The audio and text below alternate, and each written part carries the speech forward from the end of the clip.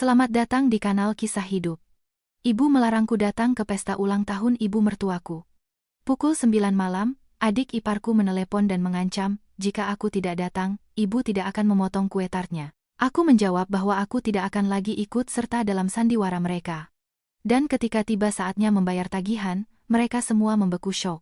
Selama 3 tahun, aku tanpa mengeluh mengabdi pada keluarga ini, menahan segala penghinaan. Aku tidak pernah membayangkan bahwa hadiah yang akan kuterima di hari ulang tahun ke-70 ibu mertuaku adalah sebuah konspirasi yang licik dan kotor. Mereka telah menggelar karpet di tengah restoran, berniat memaksaku bersujud, menyajikan teh sebagai tanda permintaan maaf, dan secara diam-diam mencuri data kartu kreditku untuk memaksaku membayar pesta mewah mereka yang bernilai ratusan juta rupiah.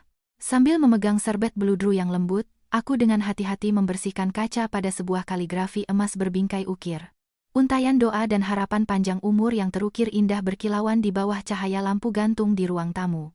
Ini adalah hadiah yang kusiapkan dengan menabung dan berhemat selama setengah tahun, menahan banyak keinginan, demi bisa memberikan ucapan selamat yang pantas untuk ulang tahun ke-70 ibu mertuaku.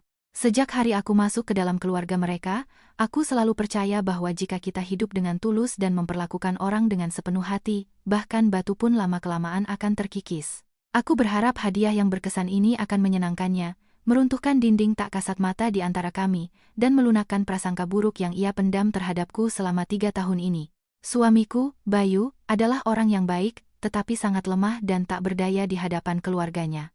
Dalam segala urusan, besar maupun kecil, ia selalu patuh tanpa syarat pada ibunya, Ibu Ratih, dan adik perempuannya, Rina. Meskipun Rina sudah menikah, ia terus-menerus nongkrong di rumah orang tuanya, mencampuri urusan rumah tangga kami. Seringkali makan malam keluarga kami berubah menjadi sesi kritik dan cemoohan.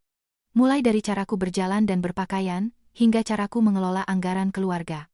Aku lebih memilih diam.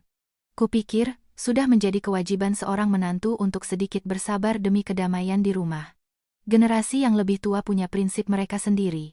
Jika kami, yang muda, mau menundukkan kepala sebagai tanda hormat, keluarga akan damai. Malam itu, angin sepoi-sepoi khas Jakarta di musim kemarau meniup balkon apartemen kami di kawasan Tebet. Aku memperkirakan waktu dan memutuskan untuk mengenakan gaun sutra berwarna marun yang elegan, lalu memesan taksi untuk pergi ke restoran di kawasan Kebayoran Baru. Ibu mertuaku memesan 30 meja di sana, mengundang semua kerabat yang datang dari kampung. Ia menyatakan bahwa ini adalah acara akbar, dan harus dirayakan secara besar-besaran untuk pamer kepada semua kenalan. Tepat saat aku menutup resleting gaunku, telepon berdering. Nama ibu muncul di layar. Aku tersenyum dan cepat-cepat menggeser layar. Mungkin ibu menelepon untuk memberiku nasihat tentang bagaimana harus bersikap di pesta besan. Ibu mulai bicara, tetapi suaranya terdengar berat, tidak seceria biasanya.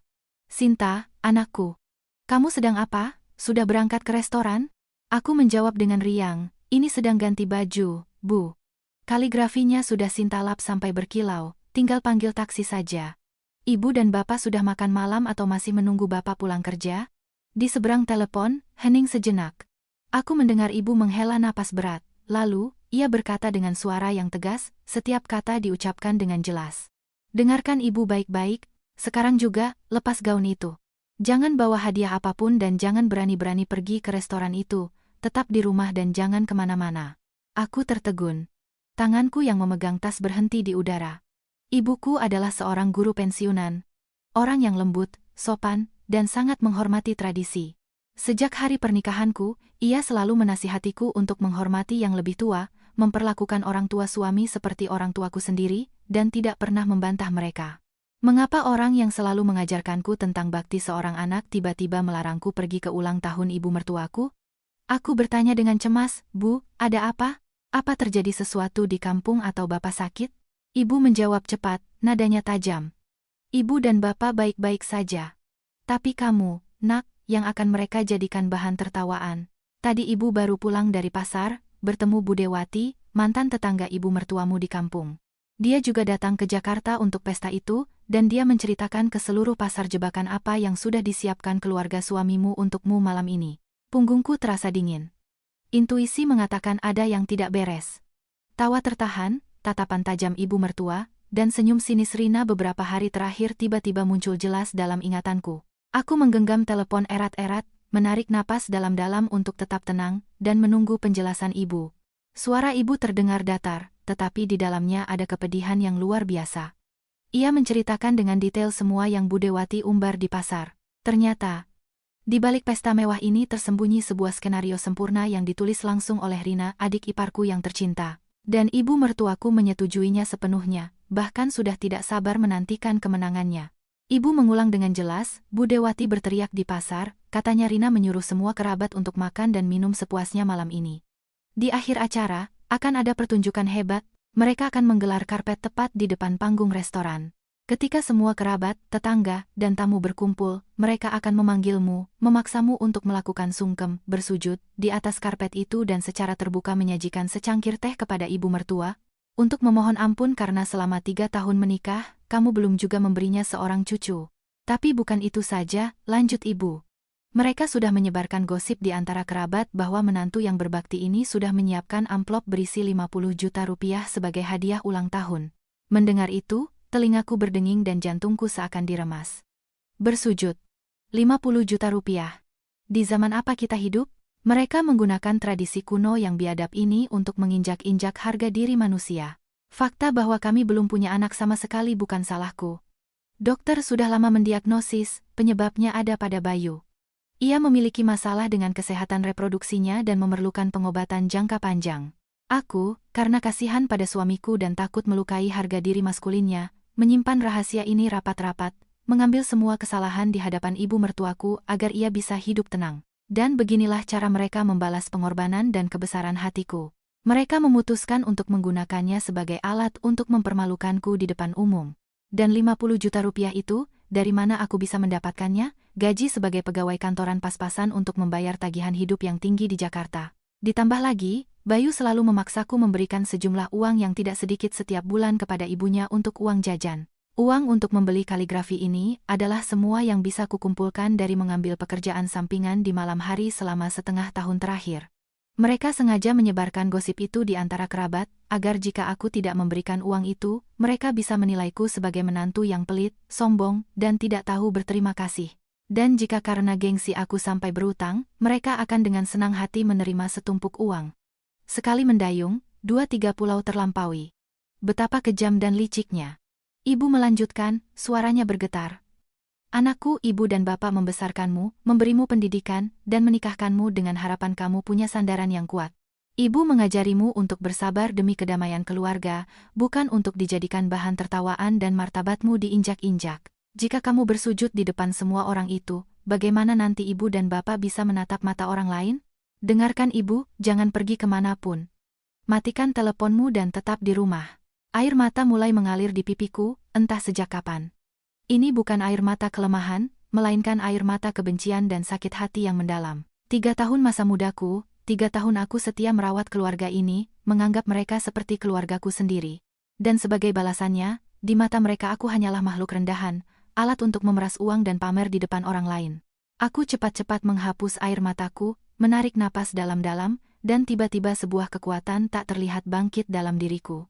Aku menjawab ibu dengan suara tegas, tanpa sedikit pun nada histeris. Ibu, jangan khawatir. Aku tidak sebodoh itu membiarkan mereka menjadikanku target. Terima kasih, Bu, istirahatlah. Aku tahu apa yang harus kulakukan. Setelah menutup telepon, aku menatap diriku di cermin. Riasan tipis, gaun sutra yang anggun. Aku tampak seperti menantu penurut yang sempurna. Tetapi sejak detik itu, menantu itu telah mati. Kesabaran yang sia-sia hanya memberi alasan bagi orang jahat untuk menjadi lebih kurang ajar. Sudah saatnya aku sendiri yang melindungi harga diriku.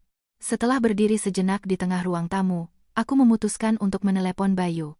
Aku ingin tahu, apakah pria yang berbagi ranjang denganku selama 3 tahun ini tahu tentang rencana mengerikan itu. Jika ia tidak tahu, aku mungkin bisa memaafkan dan menjelaskan semuanya.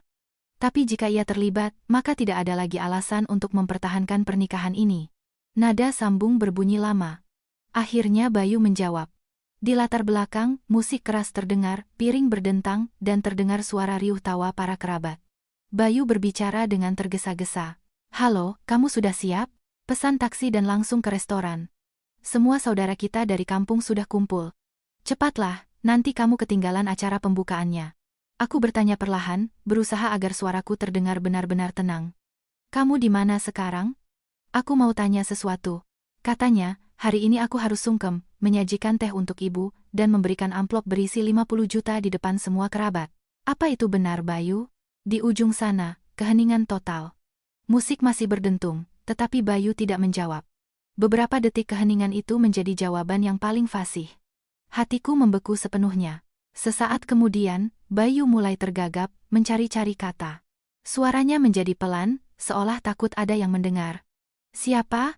Siapa yang bilang omong kosong itu padamu? Yah, ibu kan cuma ingin upacaranya kelihatan khidmat di depan saudara-saudara. Sungkem dan menyajikan teh itu kan tradisi lama. Lakukan saja untuk menyenangkan orang tua. Tidak akan ada ruginya buatmu, soal uang. Ibu sudah terlanjur bicara dengan bude-bude dari kampung. Kamu siapkan saja amplop yang tebal. Kalau kurang, pinjam dulu sama temanmu, nanti aku yang ganti. Yang penting kita jaga nama baik keluarga, mengerti kan? Sudahlah, aku sibuk menyambut tamu. Cepat datang ya. Bayu mengucapkan itu dalam satu tarikan napas dan langsung menutup telepon, tidak memberiku kesempatan untuk membantah. Aku menatap layar ponsel yang padam dengan perasaan hampa. Sungguh lucu. Seorang suami yang di setiap kesempatan selalu bicara tentang nama baik keluarga, rela membiarkan istrinya sendiri dipermalukan di depan umum. Ia menganggap normal jika aku harus merangkak bersujud. Menganggap normal jika aku harus terjerat utang besar demi membeli senyum ibunya. Sifat lemah Bayu telah membuat keluarganya menjadi semakin kurang ajar hingga ke tingkat absolut. Aku berjalan ke meja kopi tempat kaligrafi emas itu berada. Tanpa sedikit pun penyesalan, aku merobek kertas kado transparan, memasukkan kembali kaligrafi itu ke dalam kotak kardus lamanya, membawa kotak itu ke kamar tidur, memasukkannya ke laci paling bawah lemari, dan memutar kunci. Suara klik yang kering terdengar seperti akhir dari kesabaranku yang tak terbatas. Aku membuka resleting gaunku, berganti pakaian dengan jeans yang nyaman dan kaos putih sederhana, mengikat rambutku tinggi-tinggi, menghapus riasan rumit, dan hanya mengoleskan sedikit pelembab bibir. Aku mengaktifkan mode senyap di ponselku dan melemparkannya ke dalam tas.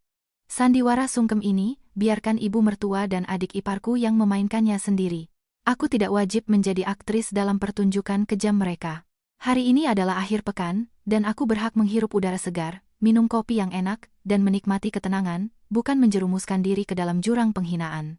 Mengenakan sepatu kets yang biasa kupakai, aku dengan mantap melangkah keluar pintu, mengunci apartemen rapat-rapat. Di luar, udara malam Jakarta yang kering terasa sangat menyenangkan. Di Jalan Dr. Saharjo, mobil-mobil masih berlalu lalang. Para pejalan kaki bergegas dengan urusan mereka masing-masing. Lampu jalan kuning memancarkan cahaya redup di atas aspal. Angin lembut membelai helai rambut di dahiku. Sudah lama aku tidak merasa sebebas ini, berjalan-jalan di kota pada malam akhir pekan. Selama 3 tahun ini, setiap akhir pekan, aku seperti budak, sibuk di dapur rumah mertua, melayani jamuan makan keluarga mereka yang tak ada habisnya. Aku berbelok ke sebuah gang yang tenang dan menuju sebuah kafe yang kukenal, Kopi Senja. Kafe itu tersembunyi di bawah naungan pohon rindang yang berusia puluhan tahun. Di dalamnya, semua dihias dengan gaya retro. Meja-meja kayu kasar, kursi rotan, dan cahaya kuning yang hangat. Dari speaker tua, lagu-lagu liris Ebiet G. Ade mengalun pelan, menciptakan suasana damai yang luar biasa. Aku memilih meja di sudut dekat jendela, dari mana aku bisa melihat halaman berkerikil.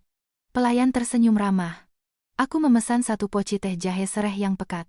Ketika minuman harum itu dihidangkan, aku menyesapnya sedikit, merasakan sedikit rasa pedas di lidah yang berubah menjadi kehangatan yang menyenangkan di tenggorokan. Semua kecemasan dan kemarahan seolah mundur. Aku berkata pada diriku sendiri, keputusan malam ini benar-benar tepat. Apapun yang terjadi besok, setidaknya hari ini aku hidup untuk diriku sendiri. Aku larut dalam musik, ketika tiba-tiba sebuah suara berat yang kukenal memecah lamunanku. Loh, Sinta, kan? Kenapa kamu duduk sendirian di sini jam segini? Aku tersentak dan mengangkat kepala. Di hadapanku berdiri Leo, temanku sejak kuliah dan sekaligus sahabat suamiku, Bayu. Leo bekerja sebagai insinyur sipil, orang yang lugas, jujur, dan bijaksana. Di antara teman-teman, ia seringkali menjadi satu-satunya yang menegur Bayu ketika ia bersikap egois terhadapku. Leo tahu tentang masalahku dengan ibu mertua, tetapi ia menjaga jarak, hanya sesekali menasihati Bayu untuk melindungi keluarga kecilnya. Aku sedikit malu, tetapi cepat menguasai diri dan tersenyum. Halo, Leo. Kebetulan sekali. Kamu juga sering ke sini? Duduklah. Leo duduk di seberangku, memanggil pelayan dan memesan es kopi hitam. Ia menyipitkan mata, menatapku dengan kebingungan yang jelas. Kalau aku tidak salah ingat, hari ini kan ulang tahun besar-besaran Ibu Ratih. Kemarin Bayu heboh sekali menceritakannya, mengundangku juga, tapi aku lagi sibuk di proyek. Terpaksa menolak. Kalau pestanya semeriah itu, kenapa menantu utamanya malah sembunyi di sini dengan secangkir teh? Bertengkar lagi? Melihat ketulusan di mata Leo, aku sadar tidak ada gunanya menyembunyikan. Lagi pula, kelakuan konyol keluarga suamiku cepat atau lambat akan diketahui semua orang. Aku menghela napas pelan dan meletakkan cangkirku. Tidak ada pertengkaran, Leo. Aku hanya tidak mau ikut dalam sandiwara yang mereka tulis untuk mempermalukanku. Mereka mau memaksaku bersujud di depan semua kerabat, menyajikan teh sebagai tanda penyesalan, dan menyerahkan amplop 50 juta rupiah untuk menunjukkan betapa berbaktinya aku. Aku tidak punya uang sebanyak itu, dan tidak punya kekuatan untuk memainkan peran itu. Jadi, aku memutuskan untuk tidak datang. Mendengar itu, Leo mengerutkan kening. Selama beberapa detik ia duduk kaget, lalu menepuk meja dengan tangannya. Ia menggelengkan kepala dengan rasa jijik dan berkata dengan kesal, "Aku tidak percaya. Sudah abad ke-21, tapi keluarga Bayu masih hidup dengan aturan zaman dulu, menindas orang. Dan Bayu itu, suami macam apa dia? Membiarkan ibu dan adiknya memperlakukan istrinya sendiri seperti itu?" Aku tersenyum pahit. "Kamu tahu kan sifatnya? Baginya, bakti pada orang tua itu seperti agama. Kata ibu adalah hukum, kata adiknya adalah konstitusi. Kalau membantah sedikit saja, langsung dicap tidak tahu terima kasih. Kali ini dia tahu tentang skenario itu, tapi tetap memintaku untuk ikut bermain demi menjaga nama baik keluarga." Leo menghela napas berat, menatapku dengan simpati yang mendalam. Ia menyesap es kopinya, lalu merendahkan suaranya. "Keputusanmu untuk tidak pergi itu sudah benar. Jujur saja, semakin kamu menuruti orang-orang tidak waras, semakin mereka menjadi-jadi. Ceritamu ini, ngomong-ngomong, menjelaskan semuanya. Setengah jam yang lalu aku melihat pemandangan yang sangat aneh. Aku mencondongkan tubuh ke depan dengan penasaran. Pemandangan apa? Kamu lewat dekat restoran? Leo mengangguk dan bercerita dengan rinci. Aku lewat Jalan Suryo, mau ke sini. Pas lewat depan pintu utama restoran Bintang Nusantara, tempat mereka mengadakan pesta, aku sempat berpikir untuk mampir sebentar, menyapa Ibu Ratih sekadar basa-basi, lalu langsung pergi. Tapi begitu mendekat, aku melihat pemandangan yang lucu. Ibu Ratih, Rina, dan Bayu tidak berdiri di dalam menyambut tamu. Mereka malah berbaris di trotoar depan pintu masuk restoran. Aku mengerutkan kening. Di jalan? Untuk apa? Kerabat dari kampung kan datang dan bisa langsung masuk. Leo tersenyum sinis. Justru itu. Ibu Ratih berdiri dengan gaun brokat warna marun, wajahnya masam, mengipasi diri, pura-pura kelelahan. Rina sebentar-sebentar melihat jam, ngoceh tanpa henti, dan mengeluh. Begitu melihat ada kerabat yang turun dari taksi, ia langsung menghampiri mereka dan mulai meratap. Aku berdiri tidak jauh dan mendengar semuanya dengan jelas. Rina berkata dengan suara keras, "Lihat, Bude, kami sudah sewa restoran dari pagi. Sudah kami jelaskan semuanya pada menantu kami, tapi sampai sekarang dia belum datang, telepon juga tidak diangkat. Ibu sudah pegal berdiri, punggungnya sakit, menunggu menantunya untuk memulai pesta, tapi Sinta malah menyepelekan keluarga kami seperti ini." Mendengarkan cerita Leo, aku tidak lagi merasa kaget. Aku hanya merasa lucu. Rasa pahit menyumbat tenggorokanku. Ternyata, ketika mereka sadar aku tidak akan muncul untuk melakukan ritual sungkem, mereka langsung beralih ke rencana B. Mereka sengaja memamerkan diri di jalan, memainkan peran sebagai keluarga suami yang malang, yang ditinggalkan oleh menantu kota yang sombong. Mereka memutuskan untuk menggunakan opini publik dan gosip kerabat untuk menghancurkan reputasiku. Mertua yang pemaaf, adik ipar yang perhatian, dan suami yang tak berdaya.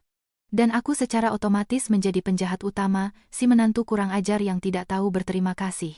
Leo menambahkan, dan Bayu terus-menerus menatap ponselnya, wajahnya merah, gelisah. Kerabat dari kampung, yang belum mengerti apa-apa, mendengar keluhan Rina dan Bayu, mulai ikut prihatin, menenangkan Ibu Ratih, dan mencaci makimu habis-habisan. Aku ingin mendekat dan mengatakan semuanya, tapi kupikir orang luar ikut campur dalam masalah keluarga di depan banyak orang hanya akan memperkeruh suasana. Jadi, aku putar balik dan pergi. Aku tersenyum, merasakan ketegangan akhirnya lepas. "Kamu sudah melakukan hal yang benar, kalau kamu membelaku, Rina pasti akan menyerangmu juga. Biarkan mereka memainkan sandiwara mereka sampai bosan. Mereka sendiri yang membangun panggung, menyewa aktor, dan penontonnya adalah kerabat mereka sendiri. Karena aku tidak dibayar, aku menolak untuk naik panggung. Leo tertawa terbahak-bahak dan mengacungkan jempol. Nah, begitu dong. Kamu sudah berubah, Sinta. Hidup seperti ini jauh lebih mudah. Duduk saja di sini malam ini, minum teh, dengarkan musik bersamaku. Biarkan keluarga itu mengurus badut-badut mereka sendiri. Aku berani taruhan, beberapa jam lagi, ketika mereka sadar kamu tidak akan datang, skenario mereka akan berantakan. Aku menyesap teh lagi. Sekarang rasanya benar-benar manis. Di luar sana, Jakarta yang sibuk berdenyut, kemacetan di mana-mana. Tapi di sini, di sudut kafe kecil ini, jiwaku setenang permukaan danau di hutan. Untuk pertama kalinya dalam 3 tahun, aku merasa benar-benar bebas. Ponsel di dasar tasku sesekali bergetar. Mungkin Bayu dan Rina sedang murka, tapi aku tidak peduli. Biarkan mereka menikmati rasa tak berdaya saat rencana licik mereka hancur berkeping-keping, malam ini baru permulaan. Jam di tanganku menunjukkan tepat pukul 9 malam. Kafe kopi senja sudah sepi. Ruangan dipenuhi alunan petikan gitar yang lembut, meninggalkan hiruk-pikuk ibu kota di belakang. Aku duduk diam, menyeruput teh yang sudah mendingin, merasakan kebebasan secara fisik. Leo sudah pamit karena ada panggilan darurat dari proyeknya. Aku tinggal sendiri dengan pikiranku tentang pernikahan yang sudah menemui jalan buntu. Melalui kain tasku, aku bisa melihat layar ponselku terus berkedip. Dilihat dari frekuensi kedipannya, di ujung sana mereka mencariku dengan sangat gigih. Aku menghela napas berat dan memutuskan untuk melihat. Di layar, puluhan panggilan tak terjawab dan pesan muncul. Sebagian besar dari Bayu, sebagian dari Rina, dan beberapa dari nomor tak dikenal. Begitu aku membuka kunci layar, panggilan baru masuk. Rina. Aku ingin menolaknya, tapi sebuah pikiran terlintas di benakku. Aku ingin mendengar sandiwara apa lagi yang akan mereka mainkan sekarang untuk menutupi ketidakhadiranku. Aku menggeser layar dan menempelkan ponsel ke telinga, tetap diam. Seketika, suara melengking Rina yang bercampur isak tangis histeris menghantam gendang telingaku. Sinta, kamu sembunyi di mana? Seluruh keluarga menunggumu. Kamu lihat jam tidak? Semua saudara sudah kumpul. Semua bertanya, di mana menantu utamanya? Ibu di dalam sana duduk dan menangis. Kalau kamu tidak datang, ibu menolak memotong kue ulang tahunnya. Sampai kapan kamu mau mempermalukan keluarga kami? Di latar belakang, musik meraung dan suara riuh restoran terdengar. Kata-kata Rina tajam seperti silet, penuh tuduhan dan tekanan. Jika aku adalah Sinta yang dulu, aku pasti panik, mulai meminta maaf, dan bergegas ke sana dengan taksi, hanya demi menjaga muka. Tapi sekarang, kata-kata itu terdengar seperti naskah murahan dari aktris payah. Aku menarik napas dalam-dalam dan menjawab dengan suara dingin, setiap kataku ucapkan dengan jelas. Rina, hentikan sirkus ini. Untuk apa kamu menangis di sana? Bukankah kamu dan ibumu yang menggelar karpet di depan panggung, berharap aku akan datang merangkak bersujud untuk menyajikan teh dan bertobat karena tidak bisa memberimu keponakan? Bukankah kamu yang menyebarkan gosip bahwa aku akan membawa 50 juta untuk pamer di depan kerabat? Kamu pikir aku ini boneka yang talinya bisa kamu tarik sesuka hatimu? Di seberang sana, isak tangis tiba-tiba berhenti. Hening total. Jelas, Rina sama sekali tidak menyangka aku tahu rencana busuk mereka. Tapi, karena sifatnya yang kurang ajar dan licik, ia cepat kembali ke watak aslinya. Siapa yang mengarang omong kosong itu? Ibu hanya ingin upacaranya berjalan dengan indah. Kamu itu menantu, kalau kamu bersujud dan menyajikan teh pada mertua, tidak akan ada ruginya. Berhenti cari-cari alasan. Aku katakan terus terang. Kalau kamu tidak segera muncul di sini, jangan salahkan kami kalau kami melupakan semua ikatan keluarga. Aku tertawa keras. Tawa pahit untuk keluarga yang telah kuberikan segalanya. Aku menjawab dengan lantang, tidak memberinya kesempatan menyela. Ikatan keluarga? Apa keluarga kalian pernah menganggapku sebagai manusia sehingga bisa bicara tentang ikatan? Dengar ya. Sandiwara murahan ini, mainkan saja sendiri dengan ibumu.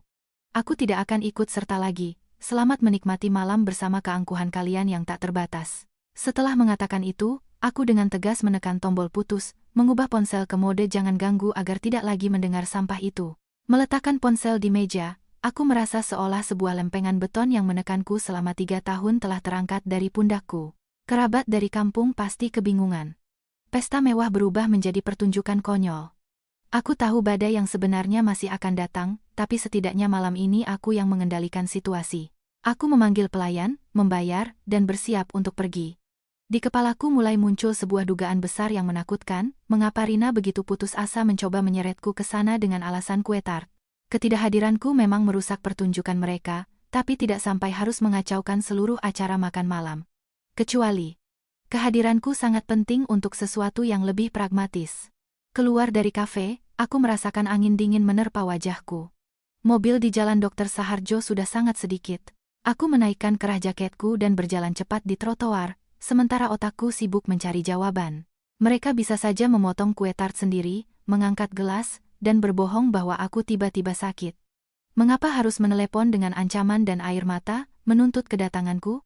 Tiba-tiba sebuah pikiran melintas. Uang. Itulah satu-satunya hal yang selalu menarik minat keluarga ini dariku.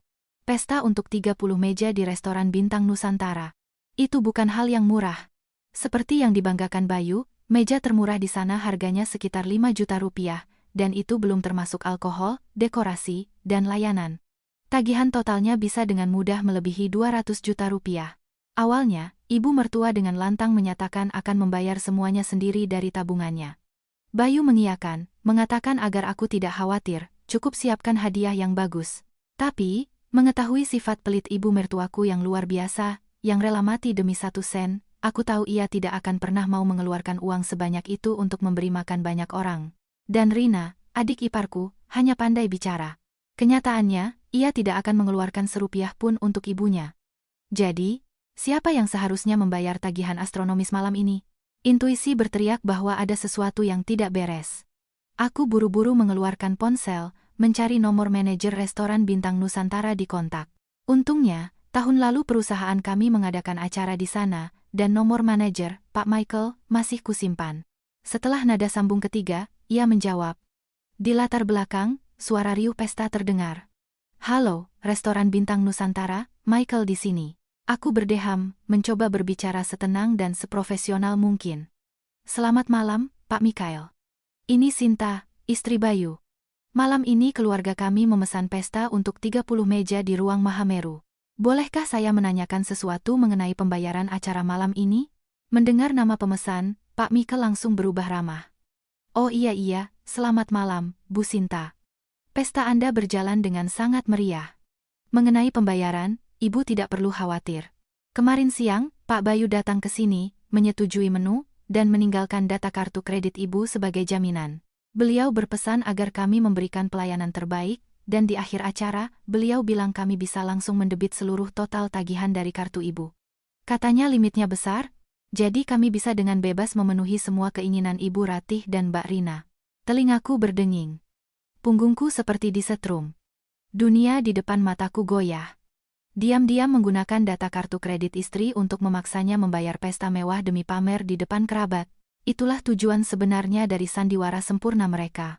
Kartu kredit dengan limit 300 juta rupiah itu baru saja dikeluarkan oleh bank sebulan yang lalu untuk perjalanan dinas ke luar negeri dari kantor. Aku menyimpannya di laci meja. Jelas, Bayu menggeledah barang-barangku, memotret kartu dari 2 sisi, dan memberikan datanya ke restoran sebagai jaminan. Kemarahan meledak di dada, seperti letusan gunung berapi. Ini bukan lagi sekadar kelemahan. Ini adalah pencurian yang kurang ajar, pencurian uang hasil jerih payahku. Mereka telah menyudutkanku. Jika aku datang ke restoran, semarah apapun aku, di depan ratusan tamu aku tidak akan bisa membuat keributan.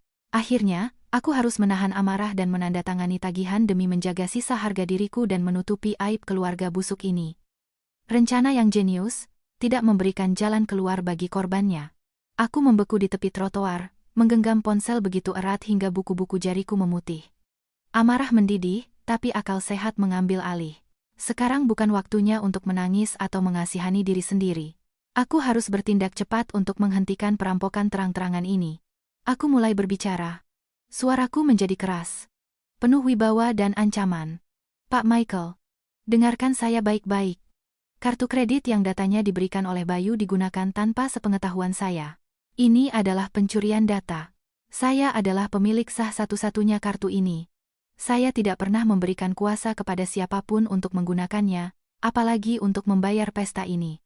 Saat ini juga, saya secara resmi melarang restoran bintang Nusantara untuk melakukan transaksi atau pendebitan apapun dari kartu saya. Manajer itu panik. Suaranya bergetar. Bu Sinta, tenang dulu Bu, tapi Pak Bayu kan suami Ibu. Beliau sudah menandatangani kontrak dengan restoran. Pestanya sedang berlangsung, tagihannya sangat besar. Kalau Ibu tidak membayar, kami harus menagih ke siapa? Tolong selesaikan masalah keluarga Ibu sendiri, jangan libatkan kami. Kami hanya menjalankan pekerjaan. Aku tersenyum sinis. Suaraku menjadi lebih tajam. Saya tidak melibatkan Anda. Saya bertindak sesuai hukum. Kartu ini atas nama saya. Untuk menarik uang dari kartu ini, diperlukan kehadiran fisik saya dan tanda tangan pribadi saya di slip tagihan. Jika Anda secara sepihak mendebit dana berdasarkan data curian tanpa persetujuan saya akan segera melaporkan ke polisi atas tuduhan penipuan dan menuntut restoran Anda. Anda manajer berpengalaman, pasti paham betul seriusnya pendebitan ilegal. Mengenai tagihan malam ini, siapa yang memesan pesta, siapa yang makan dan minum, merekalah yang harus Anda kejar. Saya tidak ada di sana dan tidak pernah ada. Saya tidak punya kewajiban membayar sepeser pun. Selamat malam. Tanpa menunggu jawaban, aku menutup telepon. Jantungku berdebar kencang. Setengah karena marah atas kelicikan Bayu, setengah lagi karena puas telah melancarkan serangan balasan dan menghancurkan rencana mereka. Aku bisa membayangkan kekacauan yang akan terjadi di restoran di akhir acara.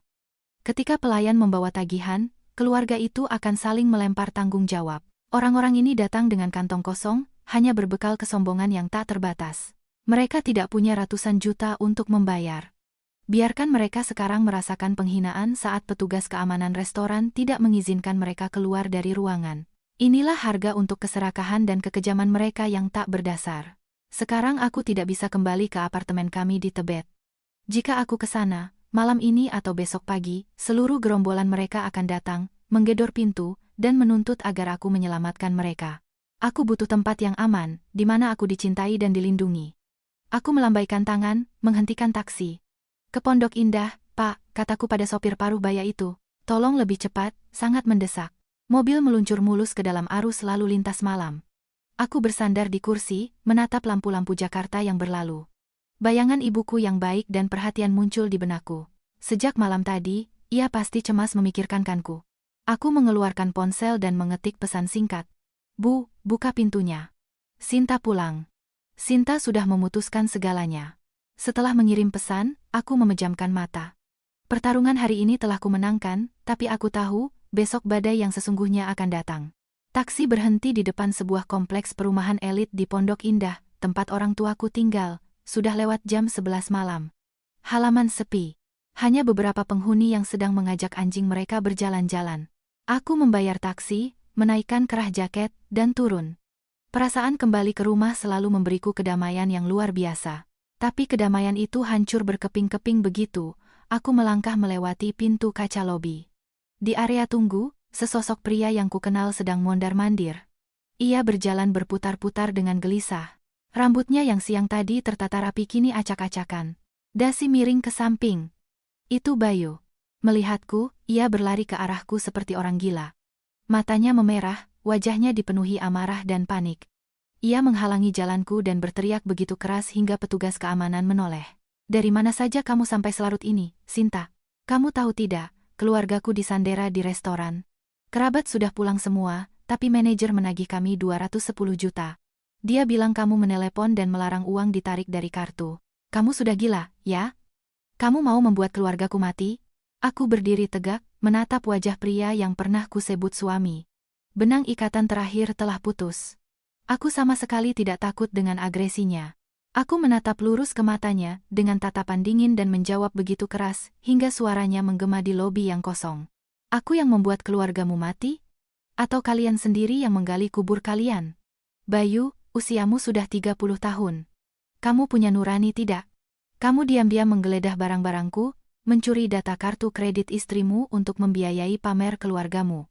Kamu bersekongkol dengan ibu dan adikmu, mau memaksaku bersujud menyajikan teh di depan banyak tamu, dan masih mau memeras 50 juta lagi. Kamu ini laki-laki atau pengecut? Tuduhanku yang tajam bagaikan tamparan baginya. Bayu langsung cut, agresinya mengempis seketika. Matanya gelisah, menghindari tatapan langsungku. Tangan yang terkepal lemas terkulai. Ia mencoba membela diri dengan menyedihkan. Mencuri apa? Kita kan suami istri. Uangmu itu uang keluarga. Ibu cuma ingin acaranya meriah. Kupikir, limitmu kan besar, kita pinjam sebentar, bulan depan aku ganti dari gaji. Soal teh dan sungkem, aku tidak tahu apa-apa. Itu ide ibu dan Rina. Aku sudah melarang mereka, tapi mereka tidak mau dengar. Kamu kan menantu. Biarpun ibu salah, kamu seharusnya menjaga mukaku. Sekarang kamu malah bikin keributan. Restoran mengancam akan panggil polisi. Kamu mau kita semua dimasukkan ke sel? Aku tersenyum sinis. Rasa jijik memenuhi kerongkonganku. Pengecut yang tidak bisa bertanggung jawab atas perbuatannya, menyalahkan ibu dan adiknya sendiri. Topeng palsu sebagai anak yang baik dan berbakti akhirnya terlepas. Aku melipat tangan di dada.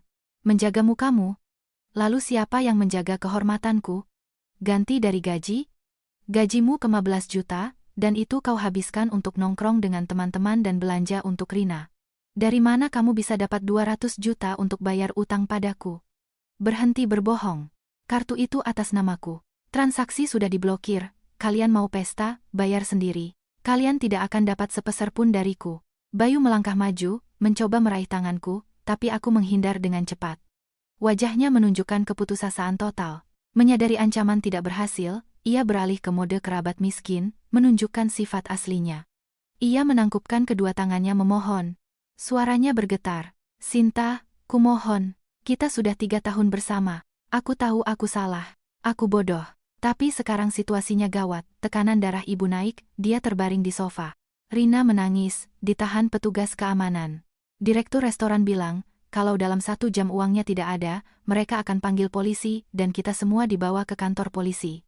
Selamatkan aku kali ini. Ayo ke sana, gesek kartumu, tolong ibu. Besok aku akan tulis surat utang, aku bersumpah akan kerja di 3 tempat, aku akan kembalikan semuanya sampai lunas. Melihatnya merengek menyedihkan, aku tidak merasa kasihan. Situasi ini sangat konyol. Keluarganya selalu menganggap diri mereka elit, meremehkanku, menghinaku di setiap kesempatan. Dan sekarang, ketika kesombongan mereka terbongkar, ketika mereka terjerat utang dan malu, mereka merangkak di kaki orang yang akan mereka injak-injak. Aku menggelengkan kepala. Tidak, Bayu. Aku tidak ada di pesta itu dan tidak makan apapun di sana. Aku bukan ATM pribadimu. Kalian yang bikin masalah, kalian yang selesaikan. Telepon kerabatmu, mungkin mereka mau patungan. Kalau tidak ada uang, suruh ibu dan adikmu tinggalkan KTP sebagai jaminan, lepas perhiasan emas mereka, dan kerja untuk melunasinya. Aku tidak akan pergi kemanapun dari sini. Mendengar itu, Bayu seolah kehilangan akal. Ia mengertakkan gigi dan mengangkat tangan, siap memukulku. Tapi pada saat itu, sebuah teriakan menggelegar terdengar di seluruh lobi. Kamu mau pukul siapa, anak kurang ajar? Kami berdua tersentak dan menoleh. Dari lift, ibuku keluar dengan cepat. Ia mengenakan pakaian rumah, dengan kardigan di luarnya, tapi wajahnya memerah karena marah. Ia berdiri tegak di depanku, seperti perisai yang tak tertembus. Sambil menunjuk lurus ke wajah Bayu, ia berkata dengan tegas. Kamu sudah tidak punya rasa takut, ya? Sudah keluargamu menghina anakku, sekarang kamu berani-beraninya datang ke rumahku dan mau main tangan? Aku membesarkan anakku dan menikahkannya bukan untuk jadi samsak tinju kalian, dan bukan untuk membayar utang pamer kalian. Bayu, melihat mertuanya yang murka di belakang ibu berdiri ayah dengan tongkat kayunya pucat pasi. Ia langsung menurunkan tangannya dan mulai tergagap. Selamat malam, Bu, Pak. Saya tidak bermaksud. Restorannya menagih pembayaran. Saya mau minta tolong Sinta sebentar. Ibu tertawa sinis. Tolong sebentar? Kalian mencuri data kartunya. Mau memaksanya bersujud sambil menyerahkan uang agar bisa pamer di depan kerabat. Laki-laki yang diam saja melihat istrinya dihina, bahkan ikut membantu, tidak punya hak untuk berdiri di sini. Dengar baik-baik. Sinta mulai hari ini tinggal bersama kami. Utang-utang kalian, bayar sendiri. Kalau kamu berani bicara satu kata lagi, aku akan panggil polisi dan melaporkanmu atas pencurian data kartu kredit. Ayahku menghantamkan tongkatnya ke lantai marmer dengan keras. Suaranya yang dalam terdengar tegas. Pergi dari sini. Jangan paksa kami berbuat kasar. Masalahmu selesaikan sendiri, sebagai laki-laki, kalau memang kamu laki-laki. Di hadapan perlindungan mutlak dari orang tuaku, Bayu tak berdaya. Ia sadar tidak akan mendapatkan apa-apa. Sambil mundur, ia melemparkan pandangan terakhir padaku, penuh keputusasaan dan kebencian, lalu berbalik dan berjalan gontai menuju pintu keluar. Sosoknya menghilang di telan kegelapan malam. Aku berdiri di belakang ibu, dan air mata yang kutahan sejak tadi sore akhirnya tumpah. Ini bukan air mata kebahagiaan. Aku tahu, badai apapun yang mengamuk di luar, aku punya pelabuhan yang aman, orang tuaku. Ibu memeluk bahuku, menenangkan. Kami masuk ke lift, meninggalkan skandal kotor itu di belakang, siap menyambut hari esok yang baru dan cerah. Pintu kamar tidur lamaku tertutup, meninggalkan semua kecemasan di luar. Di kamarku, semuanya masih sama seperti sebelum aku menikah.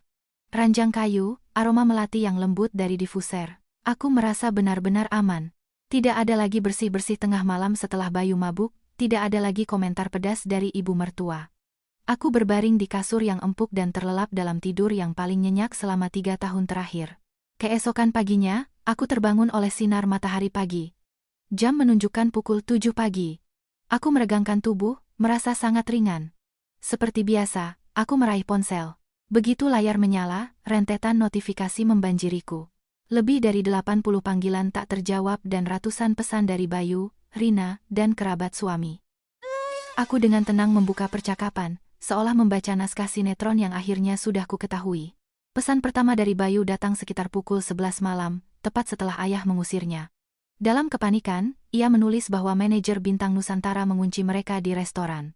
Katanya, jika mereka tidak bisa menyediakan 210 juta, ia akan segera memanggil polisi dari Polsek Kebayoran Baru untuk membuka kasus penipuan. Bayu memohon agar aku membuka blokir kartu, bersumpah akan berubah. Membaca itu, aku hanya tersenyum sinis. Orang yang memintaku uang untuk membeli rokok, berjanji akan melindungiku. Selanjutnya, pesan dari Rina. Adik iparku yang modis itu, melupakan kesombongannya kemarin, memohon belas kasihan. Ia menulis bahwa ibu mertuaku pingsan di restoran karena syok dan malu. Kerabat dari kampung awalnya ikut prihatin, tapi begitu sadar tidak ada yang bisa membayar, mereka perlahan-lahan pergi. Ada yang ke hotel, ada yang duduk di sudut sambil menyalahkan Ibu Ratih. Rina mengeluh bahwa ia harus memberikan kalung emas dan jam tangan bermereknya sebagai jaminan, tapi manajer menuntut seluruh jumlahnya ditransfer atau tunai. Pesan terakhir datang pukul 5 pagi dari Bayu. Restoran akhirnya mengalah, melepaskan sebagian kerabat. Tapi Bayu, Rina, dan ibu mertua tetap disandera sampai ada kejelasan. Manajer memberi mereka waktu sampai jam 12 siang. Jika sampai tengah hari uangnya tidak ada, ia akan menyerahkan rekaman CCTV dan kontrak ke polisi. Aku mengunci layar dan melempar ponsel. Siapa menabur angin, ia akan menuai badai. Pamer murahan mereka harus dibayar sangat mahal. Aku mandi, mengenakan pakaian rumah yang nyaman, dan keluar ke ruang tamu. Ibu sudah menata nasi goreng hangat dan telur mata sapi di meja. Ayah sedang membaca koran dengan secangkir teh. Melihat pemandangan damai ini, aku berjanji pada diriku sendiri untuk selamanya memotong tumor ganas ini dari hidupku. Tepat saat kami duduk untuk sarapan, pintu digedor dengan keras. Bel berbunyi tak henti-hentinya. Ayah mengerutkan kening, meletakkan koran, dan mengintip dari lubang pintu. Bayu dan Rina, katanya muram. Kelihatannya seperti preman pasar. Biar ayah buka, kita lihat apa lagi yang mereka mau. Begitu pintu terbuka sedikit, Rina dengan paksa mendorong ayah, dan menerobos masuk ke apartemen. Di belakangnya, Bayu yang kuyu dan belum bercukur menyusul. Penampilan Rina mengerikan, rambut acak-acakan, riasan luntur, mata merah karena marah. Ia masuk ke ruang tamu, bertolak pinggang, dan menatapku yang sedang tenang menyantap sarapan. Rina mendesis dengan suara serak, "Sinta, kamu masih berani sarapan di sini? Kamu tahu tidak, ibu sekarang diinfus di puskesmas kecamatan karena kekejamanmu? Kamu membuat keluarga kami bangkrut, kami terlilit utang. Kamu ini ular, tidak tahu diuntung." Aku dengan tenang meletakkan sendok, menyeka bibir dengan serbet. Aku menatapnya dengan pandangan sedingin es. "Rina, kamu sedang berada di rumah orang tuaku, bukan di panggung restoran. Jaga bicaramu. Apa aku yang menyuruhmu memesan anggur impor dan buah-buahan eksotis untuk pamer di depan kerabat? Kalian yang merancang jebakan, mau membuatku bersujud, memeras 50 juta, lalu mau menguras kartuku. Rencana kalian gagal. Kalian menghukum diri kalian sendiri, dan sekarang datang ke sini menyalahkanku. Di mana logikanya?" Mendengar kebenaran di depan orang tuaku, Bayu menunduk malu, memainkan ujung jaketnya. Tapi sifat kurang ajar Rina tak tergoyahkan. Ia tidak merasa malu sedikitpun dan mulai memutarbalikkan fakta. "Jangan memfitnah. Menantu menyajikan teh sambil bersujud itu tanda hormat. Dan kartu kreditmu? Kamu istri kakakku. Uangmu itu uang keluarga. Kakak mengambilnya demi ibu. Apa salahnya? Kamu ini pelit dan egois. Melihat keluarga dalam masalah tapi tidak mau menolong. Kamu pikir kalau cerai, siapa yang mau sama kamu? perempuan mandul yang bahkan tidak bisa punya anak. Mendengar hinaan itu, ibuku menghantamkan kepalan tangannya ke meja kaca dengan keras. Suara dentuman itu membuat Bayu dan Rina terlonyak. Ibu berdiri dan mendekati Rina. Matanya menyiratkan kemarahan. Tutup mulut kotormu itu. Kalau orang tuamu tidak mengajarimu sopan santun, biar aku yang ajari. Anakku ini manusia, bukan ATM pribadi kalian. Dan soal anak, mereka belum punya anak karena kakakmu yang punya masalah kesehatan. Dia mandul. Sinta menyembunyikannya karena kasihan, mengambil semua kesalahan. Dan kalian, bangsat, malah menggunakannya untuk menghinanya. Pergi dari rumahku, sebelum kusapu kalian dengan sapu. Kebenaran tentang diagnosis Bayu, yang diucapkan oleh ibuku, bagaikan petir di siang bolong bagi Rina, ia membelalakan mata dan menatap kakaknya dengan syok total. Bayu pucat seperti mayat, tidak mampu mengucapkan sepatah kata pun untuk membantah. Udara di ruang tamu menjadi berat. Rina berdiri terpaku. Ia selalu menghinaku, menyebutku mandul, menghasut ibunya. Dan sekarang terungkap bahwa yang bersalah adalah kakaknya yang berharga. Tapi siok itu cepat berganti menjadi histeria karena harga dirinya yang terluka. Rina mulai mengayunkan tangannya dan berteriak. Kalian bohong. Kalian sengaja mengarang ini untuk menjelekkan kakakku. Keluarga kami keluarga baik-baik. Tidak ada yang mandul di keluarga kami. Ini semua gara-gara Sinta sialan ini. Dia menyantet kami. Sekarang juga kamu pergi ke restoran dan bayar tagihannya, atau aku tidak akan membiarkan kalian hidup tenang. Dalam luapan amarahnya, Rina menerjangku, mencoba menjambak rambutku. Ayahku melangkah maju, mendorong bahunya. Rina terhuyung, terdorong ke belakang, dan menabrak rak kayu di dinding. Di atas rak itu, ada satu set teh antik porselen peranakan, kebanggaan ayahku. Hadiah dari sahabatnya di ulang tahun ke-60. Terdengar suara dentang yang memekakkan telinga. Porselen mewah itu jatuh ke lantai keramik, pecah menjadi ratusan keping tajam. Sisa teh tumpah di lantai. Semua orang membeku. Ayah menatap barang antiknya yang hancur dengan pilu. Wajahnya menggelap karena marah. Rina terengah-engah. Wajahnya menjadi pucat saat sadar apa yang telah ia lakukan. Tapi di matanya masih ada tantangan. Aku tidak ragu sedetik pun. Aku mengambil ponsel, menyalakan kamera, dan mulai merekam. Aku merekam porselen yang pecah, wajah ketakutan Bayu, dan Rina yang agresif. Aku berkata dengan jelas dan lantang sambil merekam, Rina, Bayu. Sekarang jam 8 pagi. Kalian masuk tanpa izin ke apartemen orang tuaku, menghina orang tua, mencoba menyerangku, dan dengan sengaja merusak properti orang lain. Set teh antik ini nilainya tidak kurang dari 30 juta rupiah. Aku sudah merekam semuanya. Sekarang juga aku akan panggil polisi dari Polsek Cilandak. Atas perbuatan tidak menyenangkan dan perusakan properti dengan nilai besar, kamu, Rina, bisa kena pasal pidana.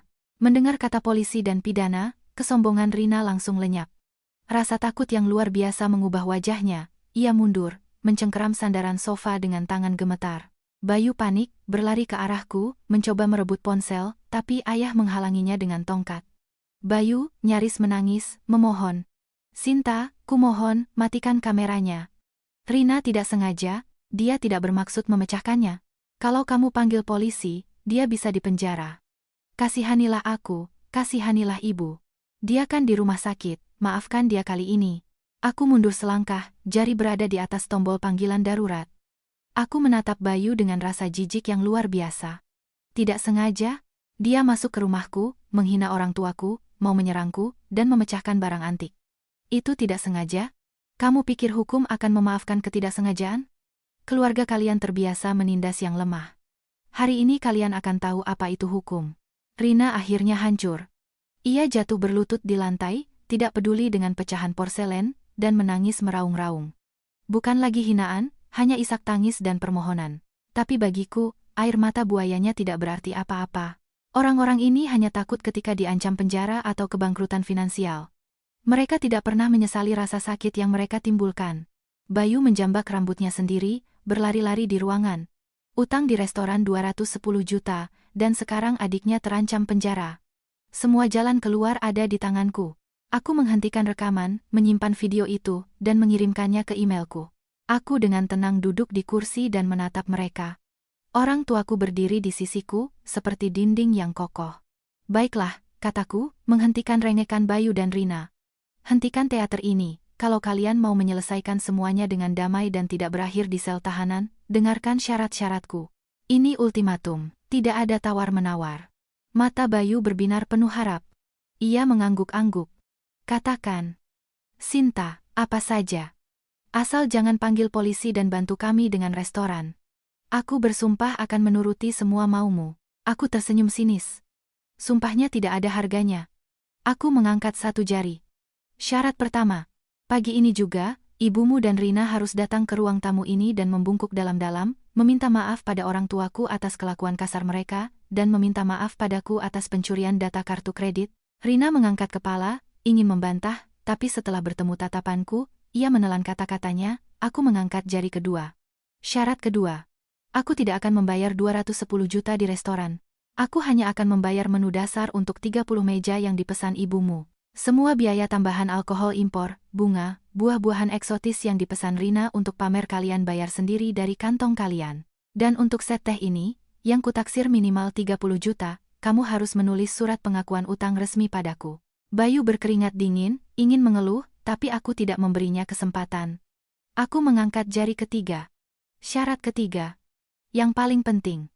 Siang ini, kalian kumpulkan semua kerabat yang masih di Jakarta di restoran Bintang Nusantara. Dan di sana, di depan semua orang, ibumu harus mengatakan kebenarannya di depan umum. Ia harus mengakui bahwa rencana memaksaku bersujud dan memeras 50 juta adalah kebohongan liciknya untuk mempermalukanku. Hanya jika ketiga syarat ini dipenuhi, aku akan datang dan membayar tagihan dasar. Jika tidak, video ini akan kuserahkan ke polisi. Dan urusan dengan restoran, selesaikan sendiri. Ruang tamu hening. Syarat-syaratku bagaikan tusukan pisau bagi ego mereka yang membengkak. Memaksa mereka meminta maaf pada besan, memaksa mereka membayar untuk pamer mereka sendiri. Dan yang paling mengerikan, memaksa ibu mertua melepas topeng kebajikannya di depan seluruh kerabat. Itu lebih buruk dari siksaan fisik, tapi mereka tidak punya pilihan. Bayu mengertakkan gigi, melirik Rina dengan marah, dan mengangguk. Ia mencengkeram pergelangan tangan adiknya dan menariknya berdiri. Baiklah, aku setuju. Aku akan jemput ibu di puskesmas sekarang dan membawanya ke sini. Pegang janjimu, Sinta. Mereka bergegas keluar pintu. 2 jam kemudian, sekitar jam 10 pagi, ayah sudah membersihkan pecahan porselen ke sudut. Ibu menyeduh teh baru. Ayah menatapku dengan bangga. Anak kita sudah dewasa. Kami sempat takut, karena kebaikanmu, kamu akan selalu menjadi korban. Tapi hari ini kamu menunjukkan taringmu. Biarkan besan datang, kita sendiri yang akan bicara dengannya. Pintu diketuk dengan ragu. Ibu membukanya. Di ambang pintu berdiri ibu mertuaku, Ibu Ratih, tampak lelah dengan mata cekung. Mengenakan pakaian gelap sederhana, tidak ada lagi gaun brokat dan kalung emas. Di belakangnya, Bayu dan Rina merapat. Ia masuk ke ruang tamu, menghindari tatapan kami. Melihat tumpukan porselen pecah di sudut, ia menelan ludah dan mencoba tersenyum. Besan, apa yang terjadi kemarin dan hari ini hanyalah kesalahpahaman. Anak-anak terlalu bersemangat. Maafkan Rina, mari kita bicarakan semuanya dengan damai. Ibu meletakkan cangkirnya dengan keras di meja. Ibu Ratih, tidak ada kesalahpahaman di sini. Memaksa Sinta merangkak, memeras uang, mencuri data kartu itu bukan pertengkaran anak-anak, itu perampokan terencana yang licik. Anakku sudah 3 tahun mengabdi padamu, dan kalian malah mau mencampakkannya demi kesombongan kalian. Ibu mertuaku memerah padam, harga dirinya hancur. Sadar bahwa jika tidak, mereka akan tamat, ia menarik napas dalam-dalam dan berkata dengan susah payah, saya yang salah. Saya mendengarkan nasihat bodoh Rina. Maafkan kami tidak pandai mendidik anak. Maafkan keluarga saya. Ia menoleh padaku. Matanya menunjukkan kepahitan kekalahan. Maafkan ibu, Sinta. Ibu salah. Tolong, ayo kita ke restoran, selamatkan kami dari aib ini. Aku berdiri, melipat tangan. Permintaan maaf Anda diterima. Tapi jangan lupakan syarat ketiga. Pukul 2 siang, saya akan ada di restoran. Bersiaplah untuk mengatakan kebenaran di depan kerabat, jika tidak, kartu saya tidak akan keluar. Ibu Ratih gemetar, tapi ia mengangguk. Mereka pergi, membawa serta rasa malu dan penghinaan. Pukul 13.45, taksi berhenti di depan restoran Bintang Nusantara di Kebayoran Baru, matahari terasa terik. Orang tuaku ingin ikut, tapi aku menolak. Ini adalah pertarunganku. Masuk ke lobi yang sejuk, aku melihat pemandangan seperti rumah sakit darurat. Sekitar 20 kerabat Bayu tertidur di sofa atau duduk di lantai, kelelahan setelah semalaman tidak tidur. Di sudut, di atas sofa, terbaring ibu mertuaku. Rina mengipasinya dengan majalah. Bayu mondar-mandir dengan gelisah. Melihatku, Bayu dengan gembira berlari menyambut. Sinta, syukurlah, cepat temui manajer. Mereka sudah mau panggil polisi. Aku menepis tangannya dengan dingin. Kemunculanku menarik perhatian seluruh kerabat. Paman Budi, yang paling tua dan dihormati di keluarga, berdiri dengan bantuan tongkatnya. Sinta, katanya tegas, berani-beraninya kamu bersikap seperti ini. Apapun yang dilakukan ibu mertuamu, kamu tidak punya hak meninggalkan seluruh keluarga di sini tanpa kepastian. Orang-orang tua menderita semalaman karenamu. Aku tersenyum sopan dan membungkuk pada Paman Budi. Selamat siang, Paman. Saya sungguh-sungguh minta maaf karena Paman harus mengalami semua ini. Tapi tolong pahami saya sama sekali tidak tahu tentang pesta ini. Terlebih lagi, Ibu Ratih dan Bayu diam-diam mencuri data kartu kredit saya untuk membiayai pesta ini dengan uang saya. Saya memblokir kartu untuk melindungi diri dari penipuan. Kesalahan kalian berada di sini bukan karena saya, tapi karena mereka yang mau berpesta dengan uang orang lain. Para kerabat terkejut. Paman Budi mengerutkan kening. Ibu mertua dan Rina telah berbohong pada mereka, mengatakan aku hanya pelit dan kabur. Sekarang, kebenaran terungkap. Manajer Michael datang dengan tagihan panjang. Bu Sinta, syukurlah. Total tagihan untuk pesta, termasuk piring yang pecah, adalah 215 juta rupiah, silakan ditandatangani. Aku mengambil tagihan itu. Ibu mertua dan Rina melompat, menatapku dengan tegang. Mengambil pulpen merah, aku mulai melingkari item-item di tagihan. 30 meja dengan menu dasar, salad, ikan gurame, dan hidangan utama, masing-masing seharga 5 juta, total 150 juta. Tapi setelah itu, ada angka-angka yang menarik. Aku membaca dengan suara keras ke seluruh ruangan. Rina, kemari dan jelaskan padaku dan kerabat. 30 keranjang buah impor, ceri pilihan, mangga Thailand, anggur Jepang, seharga 2 juta per keranjang, total 60 juta rupiah. Dekorasi dari mawar Ekuador 5 juta rupiah, anggur Prancis mahal. Total biaya tambahan 65 juta rupiah. Siapa yang memesan ini? Para kerabat tercengang. 65 juta hanya untuk buah dan bunga. Di kampung, uang sebanyak itu bisa untuk hidup setahun. Semua menatap Rina dengan pandangan menghakimi. Rina pucat dan mulai terbata-bata. Yah, aku kan ingin pestanya kelihatan indah. Kerabat datang, aku mau menjamu dengan buah-buahan impor, supaya semua lihat kita hidup mapan. Apa artinya 65 juta buatmu dengan gajimu? Aku tertawa pahit. Membeli rasa hormat dengan uang orang lain, itulah inti dari keluarga mereka. Aku menoleh ke manajer.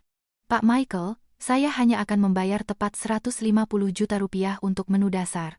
Sisa 65 juta untuk bunga, anggur, dan ceri ini, tagih saja pada Rina dan Ibu Ratih. Saya tidak akan membayar pamer murahan mereka. Bayu panik, meraih tanganku. Sinta, kumohon, bayar semuanya. Kami tidak punya 65 juta. Kamu bisa membunuh ibu. Pinjamkan dulu, aku akan ganti. Aku menarik tanganku. Sudah kukatakan, tidak sepeser pun lagi. Kalian punya mobil, emas, ponsel, jual saja ke pegadaian, berikan pada restoran. Ibu mertuaku pingsan di sofa. Paman Budi menghantamkan tongkatnya ke lantai. Ratih, apa yang sudah kamu lakukan? Seumur hidup kita hidup jujur, dan kamu mau pamer dengan uang menantumu. Jual saja semua barangmu dan bayar utangmu. Keluarga kita tidak ikut dalam aib ini. Tapi ini belum berakhir. Aku mengeluarkan ponsel dan menyalakan rekaman video. Aku mengarahkan kamera ke ibu mertuaku. Ibu Ratih. Syarat nomor 3.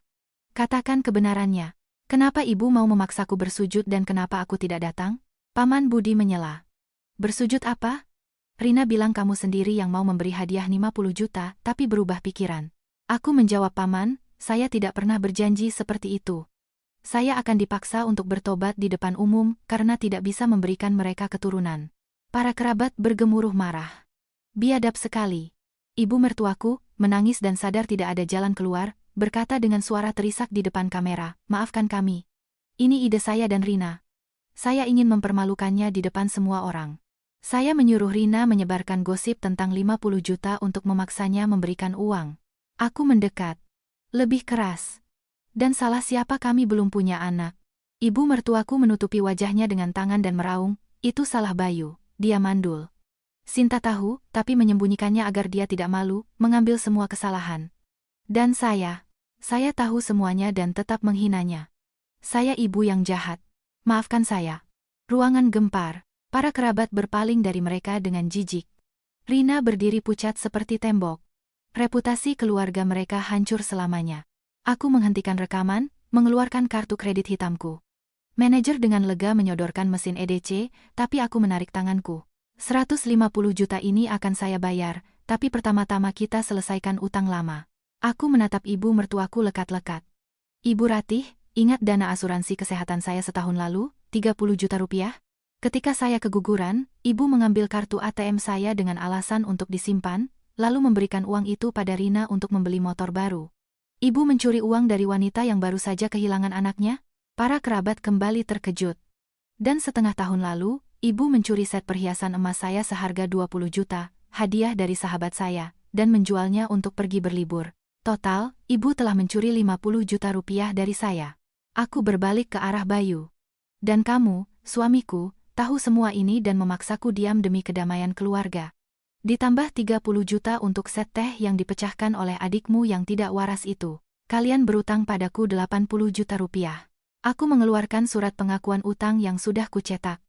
Bayu, sekarang juga di hadapan Paman Budi, kamu dan ibumu tanda tangani surat utang 80 juta rupiah ini, jatuh tempo 7 hari.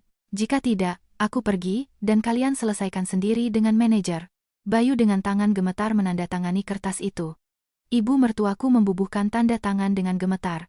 Aku menyimpan surat itu di tasku. Ini adalah kemenangan keadilan atas kesombongan busuk mereka. Aku menoleh ke manajer, menggesek kartu untuk 150 juta. Sisa 65 juta, tagih dari Rina, kataku, lalu berjalan menuju pintu keluar tanpa menoleh. Paman Budi mengangguk setuju padaku. Keluar ke jalan Suryo yang disinari matahari, aku menarik napas dalam-dalam. Akhirnya, bebas. Beberapa hari kemudian, Leo memberitahuku bahwa manajer akhirnya memanggil polisi. Rina harus menyerahkan jam tangan bermerek, kalung emas, dan motor barunya ke restoran untuk menutupi utang 65 juta. Ibu mertuaku dilarikan ke rumah sakit karena stroke ringan. Kerabat dari kampung pulang di hari yang sama, selamanya mencoret keluarga mereka dari daftar keluarga. 7 hari kemudian, Bayu, di bawah ancaman tuntutan hukum, mengambil pinjaman dengan jaminan apartemen di Tebet dan mentransfer 80 juta kepadaku. Aku menemuinya di sebuah kafe dekat pengadilan agama dan diam-diam meletakkan surat gugatan cerai yang sudah ditandatangani di hadapannya. Ia menangis, tapi aku tak tergoyahkan. Setengah tahun kemudian, aku pindah ke pekerjaan dengan gaji lebih tinggi. Dengan uang yang dikembalikan, aku membuka sebuah toko bunga kecil, Harmoni, di lantai dasar rumah orang tuaku di Pondok Indah. Setiap pagi aku bangun, merangkai buket bunga yang indah, dan menikmati hidup.